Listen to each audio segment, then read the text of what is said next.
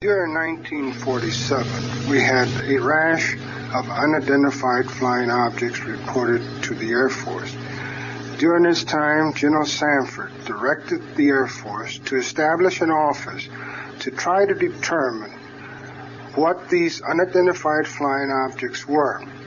The program is threefold, and the Air Force interest in UFOs is first to determine if a possible threat to the security of the United States exists.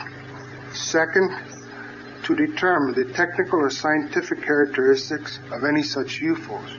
Third, to try to explain or identify all UFO sightings reported to the service. The UFOs as such do not pose any threat to the security of the United States. I do get a number of reports from people who claim that they have seen little green men, have seen space vehicles of sorts, but as far as having trouble with crackpots, no, I don't. Most of these UFOs that have been reported to the Air Force have been determined to be aircraft or a natural phenomena under intelligent control, but strictly an earthly control, not anything extraterrestrial in any way. The FBI has no function as far as a role in investigating UFOs. If the FBI gets into the picture in any way, it is because maybe a state highway patrol department or some office that does not know how to contact the Air Force UFO officer calls the FBI into the picture, but they have no function in investigating UFOs whatsoever. We do get a number of queries from time to time when television reruns a commercial picture like the Hollywood version of UFOs. We have no tapes of sounds or tapes of any sounds reportedly being of UFOs.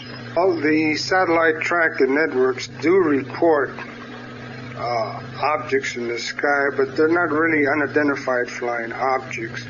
As such, we have the SPADAS people who keep track of the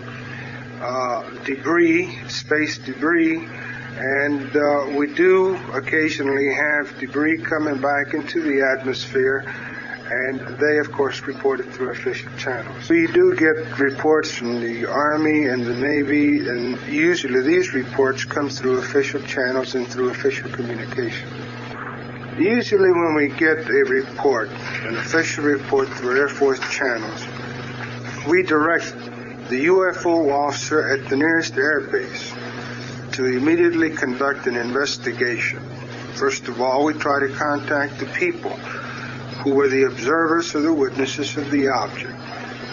Then we try to take photographs of the area or the object if possible. We try to go to the site, go through the observation with the people, try to go back at the specific time when this individual or individuals observed this phenomena or the object, and from there on we come back to the office, try to determine exactly what it was.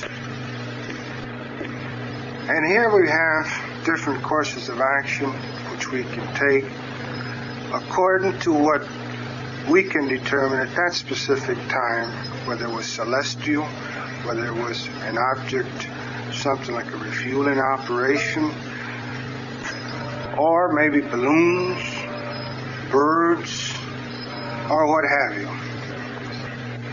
We have had reports from crew members inside of an aircraft reporting a UFO.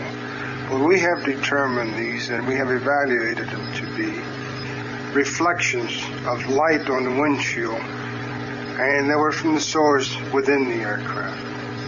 The largest number of people that were involved in a single sighting were the people who observed Sputnik 4 in Manitowoc, Wisconsin, coming back into the atmosphere. We had approximately 40 witnesses reporting to the Air Force that they had observed a phenomena or an object, and they reported it as an unidentified flying object. We have had reports from the Ground Observer Corps, and we haven't had any problems with them. They usually come through official channels. All photos have been evaluated. However, we haven't had any unidentified photos. USAF pilots have reported sightings in the past year. Some of them have been determined to be satellites, some of them meteors, some of them missile decays coming back into the atmosphere. Airline pilots are pretty good, and of course they report meteors as well as missile decays. No, we have no policies with other countries regarding UFOs. We do from time to time receive reports from American embassies overseas. We had one from Italy not so long ago that a gentleman turned over to the embassy, and they in turn submitted it to us for our evaluation. The FAA doesn't report any UFOs as such. However, they do help us out in trying to determine whether there was any activity of any particular nature within their area. At the present time, we have 910 unknowns in the file. The only sighting which we have on file that has left markings is the Socorro sighting. And I really can't classify that as an unknown as yet because the case is still under investigation.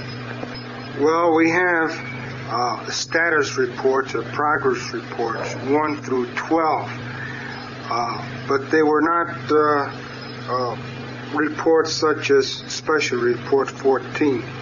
Now, we don't have a 13, it's missing. Maybe the Air Force just decided to skip number 13 because the project officer was probably superstitious.